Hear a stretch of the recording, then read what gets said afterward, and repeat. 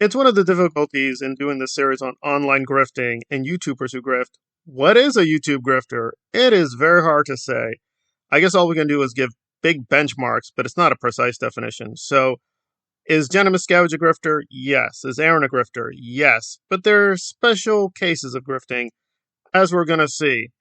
Is DOA a grifter? I think so. But is Selfless a grifter? I don't know. So it's an often dilemma that, are we just playing favorites in team sports? You don't like this person, you don't like that person, so you say what they're saying is a grift. Like Critical Drinker is probably one of the most controversial figures in the YouTube space. Most people do agree he's a grifter, but others say, no, he just has a point of view you disagree with. Well, I don't know about that. So let me treat Aaron first, and then DOA, because the DOA thing is much more serious and somber, and I'm not sure what to feel about it, but it's definitely very suspicious. So let's deal with Jenna and Aaron's attempt to revise the history of anti-Scientology again. So essentially, Jenna and Aaron are responding to proposals by Tom DeVach to get David Miscavige in jail. So you might think to such an incredibly modest and good proposal, they'd be like, okay, yeah, we agree. Let's move on. But they're like, no. I found this insane. Laughing and smiling, they say, let's talk about trauma in the Scientology. Right. So this is just a common problem with the ex-Scientologists when they decide to speak out and say, this is my time in the cult. You're left with a very big paradox. Namely, if they're saying Scientology is, which it is an organized crime racket and basically a scam, then what was their role in the scam? And they keep always saying, well, we're victims, which in some cases is true, but in a lot of cases is not true. They were co-conspirators, so you're left with, okay, so basically it's criminals talking about other criminals being criminals, but they're the good people. Right, but they're not really good people, so we're stuck. Why should we care? Why should we care about criminals fighting other criminals? Who cares? Yeah, that's a big dilemma, and Jenna is not helping issues. For instance, Jenna at one point says, yeah, I saw many disturbing things, but I was 15 years old. Well, first, we're going to get the logical dilemma out of the way. That's another thing with the ex-Scientologists. They don't know what logic is. They seem to have no idea or conception of logic at all, which is really getting me angry. But Jenna says, it don't make no sense. I'm 15 years old. Right. Does she not recognize there are gangs with really young kids? If they commit crimes or witness crimes, that does not matter. If you're a 15-year-old and you're a witness to murder, you're a witness to murder. So what if you're 15 years old? So I guess her point is she shouldn't be held responsible for the crimes of David Miscavige. That makes sense. What does not make sense is if you did see criminal activity, why aren't you going to the FBI? Or you didn't see criminal activity and you're wasting our time. Which is it? Who knows? We're just going to be laughing and smiling at the good old times. Oh, that's another thing. They were making fun of Tom for, you're recalling the good old times in Scientology. But when Aaron talks about his times in Scientology, often he is smiling. He's not traumatized at all. In fact, I found an old video where he straight up admits, I'm not really a victim. I can't really say I'm a victim of Scientology, but I feel victimized. Alrighty then. So literally Jenna Miscavige is talking to one of the least victimized people in all of Scientology. What is his victimhood? The most Aaron says is like, I worked so many hours in my sea work. Okay, Aaron, there are children, there are teenagers who work incredibly hard jobs, both voluntarily and involuntarily. There are some kids to help their family. They do have to work 30, 40 hours in multiple jobs. It's a rough life. You feel sorry for them. We need to change the labor laws. We need to make life easier for a lot of Americans and just for people in general. But do I say that a kid who's working 40, 50 hours a week is really victimized? It's like, no, they grew up in a rough place because they're very poor. But are they technically being victimized? I don't know. That's a difficult question.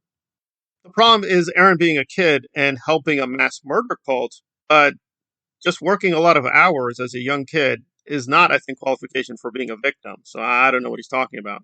But anyway, let's get to the punchline that, namely, the executives need to take all the blame. They all need to go to jail. But Jenna Miscavige, she's not going to go to jail. For reasons? Why? Because it's amazing that even her mother now should go to jail. Yes, she needs to testify. She'll go to jail. But Jenna will be left alone in peace to count the money. Sounds like Gypsy Rose, right? Like Gypsy Rose. Remember Gypsy Rose? She and her boyfriend killed the mother. And Gypsy, to be fair, did go to jail, but she gets to go free from the jail. But the boyfriend, he stays in jail. Why? Oh, gender feminism reasons. There you go. PR campaign, propaganda. Who knows? Who cares? So either we're being serious about the crimes of Scientology or we're not. And we're not. We're not going to be serious. So it's like, okay, we're just going to do clown show. But if you are going to do clown show, word of advice, look depressed when you're talking about trauma. They were just smiling and laughing throughout this video. It's like, how bad was Scientology? Apparently not that bad. They're just smiling and laughing all the time. And there we are. But now let's jump into DOA with a genuinely difficult trauma to deal with. And I'm going to not try to make this exploitive because it is very difficult. So essentially, DOA has been dealing with controversies that he's been too harsh to Lara, Audit LA, and brainwashing followers. Okay, that's a serious charge. And even Selfless Self decided to get in on the act and was grilling Scott. And DOA got really, really angry and said, you got some nerves to question me. Why is there some nerve? Because, and this has always been speculated, but apparently Selfless is confirming it, he has a DV charge in his past. For those who don't know, that's domestic. Yeah.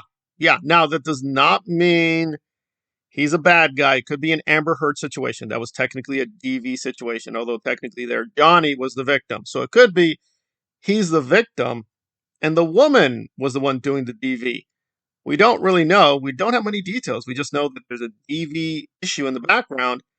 And all Selfless said, well, we're just keeping it under wraps. We're keeping it private. I don't want to talk about the woman involved. And we're like, yeah, but you're talking about DOA. You're talking about Aaron's issues.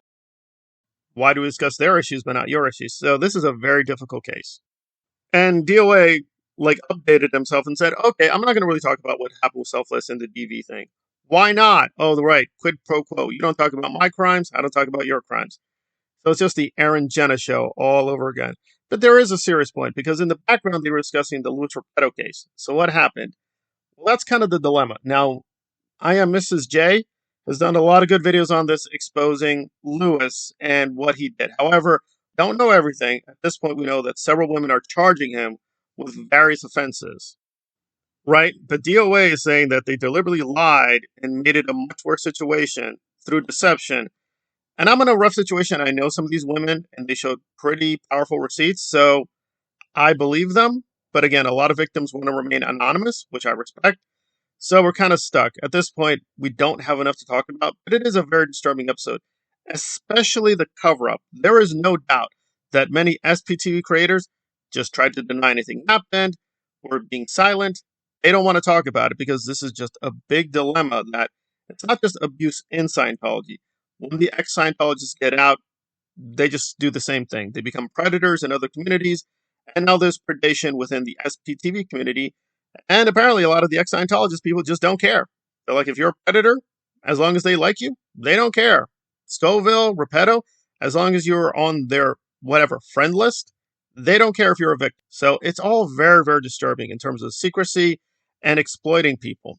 And at this point, we just don't know enough. So it could just be mistakes were made about the information being passed along. So DOA just jumping that the women were lying. Okay, how do we know that?